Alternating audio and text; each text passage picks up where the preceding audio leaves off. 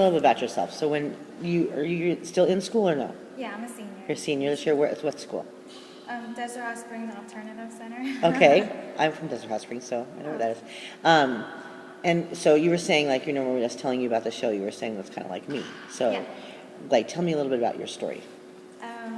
Growing up, I, my dad, he was like in and out of prison, and he was like my best friend. So I looked up to him a lot, and he was in gangs, and I was always like, when I was a little girl, you're like, I want to be a princess when I grow up. And Yeah. I was like, I want to be a gangster when I grow up. And I grew up, and a lot of my friends started going into gangs and like started getting into a lot of trouble. And my mom kind of didn't let me go that route. She put me in ballet lessons since I was 6 years old. And then so I fell in love with dance. And then as I got a little older, she put me in music lessons as well. I would play violin. I took violin lessons. And then I started playing guitar, taking guitar lessons. And my sister was in piano lessons. And all of us were in music lessons. And I loved art. I just loved art itself, like dancing, singing. I started singing too, yeah.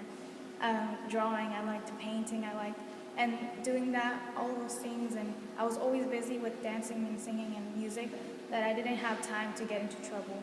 Like, I could have been out in the streets doing things that all the other kids were doing, all my other friends were doing, but I didn't. I chose to do the things that I love to do because I knew that if I chose to do those bad things later on, it's gonna come back to me. And if I chose to do music and art and dance, it was gonna come back to me, but in a positive way. So now I